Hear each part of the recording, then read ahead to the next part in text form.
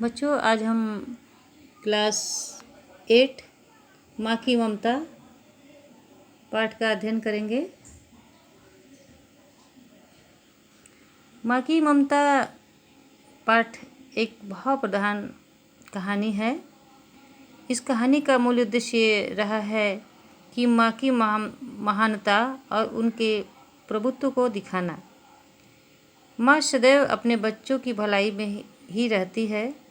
उसके हृदय में अपने बच्चों के प्रति प्रेम, लगाव और उसके कई अपराध करने पर भी माँ के अंदर क्षमा ही रहता है। बच्चे के प्रति माँ को हमेशा क्षमा, दया और प्यार ही रहता है। मनुष्य कितना भी बड़ा हो जाए, माँ के आगे नतमस्तक रहने में ही उसका भलाई है, उसका बड़कपन है। तो ये कहानी पाठ का सारांश है कि यज्ञ शर्मा एक ब्राह्मण थे। उनकी पत्नी का नाम रोहिणी था। उनका एक पुत्र हुआ। पिता पुत्र का नाम देव शर्मा रखे। उपनयन संस्कार के बाद, उपनयन संस्कार होता है बेटा जनेऊ संस्कार। उसके बाद पिता उन्हें वेद का शिक्षा देते हैं। वेद 4 होता है, ऋग्वेद, सामवेद, यजुर्वेद और अथर्ववेद। तो वे एक वेद की शिक्षा उन्हें देते हैं। पिता की असमय मृत्यु हो जाती है। माँ बेटे पर मुसीबत आ जाता है और दोनों गरीब तो थे ही और असहाय अनाथ भी हो जाते हैं। पिता के संस्कार करने के बाद किसी की बातों में आकर देव शर्मा घर से चला जाता है और जाते समय वो माँ के बारे में बिल्कुल भी नहीं सोचता है कि उसकी माँ कैसे रहेगी, कैसे उसका गुजर बसर होगा।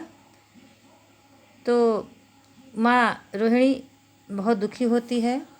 पहले से ही वो परेशान थी और पुत्र के चले जाने पर और भी वह दुखी हो जाती है। फिर भी अपने मन में यह लालसा बनाए रखती है कि उसका पुत्र एक न एक दिन जरूर लौट कर आएगा। वह नित्य उनकी प्रतीक्षा करती है। जब रात हो जाती है तो कहती है कि आज नहीं आया, कल तो ज़रूर आएगा। बाद में कहने लगी, जाने दो, जहाँ भी है सुखी रहे, भगवान उसकी रक्षा करे। पर उसके चित्त में प्रतीक्षा की, उसके आने की भावना हमेशा बनी रहती थी।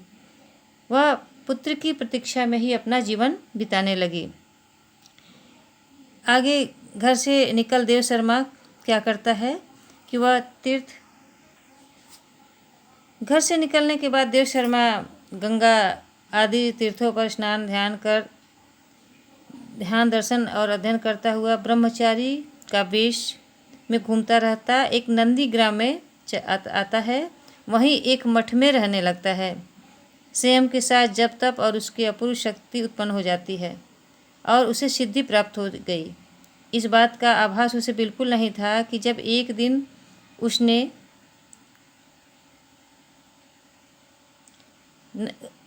नदी में गंगा स्नान करके अपना वस्त्र धोकर सूखने डाला, तब उसे एक ओर से कौवा और दूसरी ओर से बगुला उठाकर उड़ने लगा।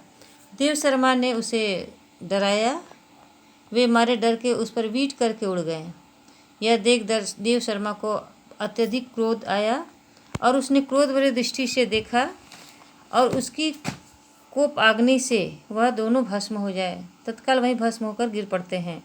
उन्हें गिरते देख देव शर्मा को हैरानी हुई, साथ ही में अभिमान भी हुआ कि मेरे समान संसार में और कोई शक्तिशाली तपस्वी नहीं है।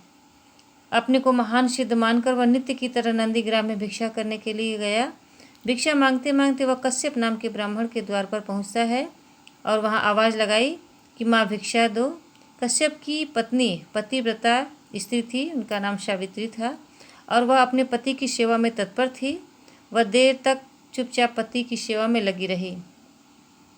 उसने पानी गर्म किया। सावित्री ने उससे पति के पांव धोवे। जब पति आराम से बैठ गए तब वह भिक्षा लेकर उस ब्रह्मचारी यानी देव शर्मा के पास गई, भिक्षा देने लगी। परंतु ब्रह्मचारी को तो अपनी सिद्धि पर अभिमान हो गया था और वह कभी का वहाँ से चला गया होता, किंतु वह अपमान का बदला लेने के लिए वहीं खड़ा रहा और उसने उस पतिव्रता सावित्री को जलाने की इच्छा से घूर कर देखता है। उसे वैसा ही देखकर सावित्री हंसकर बोली कि न मैं काक हूँ न ही बलाका हूँ, जिन्हें तूने जलाया है वे नदी पर ही जल गए, अब तुझसे कोई नहीं जलता। क्रोधी, यदि भिक्षा लेनी है तो लो, व्यर्थ के घूर घूर कर क्या देखता है, तेरा क्रोध करना अब व्यर्थ है। सावित्री की बात सुनकर देव शर्मा हक्का बक्का रह गया और चुपचाप भिक्षा लेकर चला गया। उस समय तो वह भिक्षा लेकर चला गया, पर रास्ते भर वह सोचता रहा कि इस स्त्री में दूर घटित घटना को जान लेने की क्षमता कैसे आ गई। यही सोचता सोचता वह मठ तक पहुंच जाता है और जो कुछ भी भिक्षा में लिया हुआ सामान है वहां पर रखकर, उस पात्र को मठ में रखकर फिर वह सावित्री के पास चला जाता है और उनसे विनयपूर्वक भाव से पूछता है कि देवी, मैं आपसे यह जानने आया हूँ कि एकांत में घटित होने वाली इस घटना को आपने कैसे जान लिया। सावित्री बोलती है, ब्राह्मण देवता, स्त्रियों के लिए पति सेवा सबसे बड़ा धर्म है, वही मैं नित्य करती हूँ। जब तब तो मैंने कभी नहीं किया, लेकिन पति को संतुष्ट रखने के लिए सभी प्रयत्न करती हूँ, इसलिए दूर की बात जानने की शक्ति मुझ में अपने आप उत्पन्न हो गई है। यह तो तूने जान लिया, पर तेरे कल्याण के लिए मैं तुझे एक और बात बताती हूँ। तू यदि समझना चाहता है तो सुन ले, क्योंकि तू इस समय अपने कर्तव्य से भ्रष्ट हो गया है। तुमने अपने पिता के मरने के बाद बूढ़ी माँ को असहाय छोड़कर अपना पेट पालने के लिए तो चला गया, लेकिन तुमने माँ के विषय में बिल्कुल नहीं सोचा, इसलिए धिक्कार है। जिस माँ ने तुझको अपने गर्भ में रखकर बड़े लाड प्यार से पाला पोसा, तू उस माँ को असहाय छोड़कर वन में जब तब करने चला आया। तूने यह ना सोचा कि जिस माँ ने तेरे बचपन में तेरा विष्टा यानी गंदगी साफ किया है, तेरे बीमार होने पर दिन रात एक कर दिया, उसी दुखी माँ को असहाय छोड़कर तीर्थाटन के लिए निकल पड़ा। तीर्थ और व्रत को भी अपने जीवन का ध्येय मान लिया, पर याद रख, जिस सिद्धि को पाकर तू अपने आप पर घमंड करता है उसमें तेरी कोई बहादुरी नहीं, क्योंकि ये तेरे धर्मात्मा पिता ने जो विधिवत संस्कार किए थे उसी के जब तक का ये परिणाम है जिसे तुम्हें यह सिद्धि प्राप्त हुई है।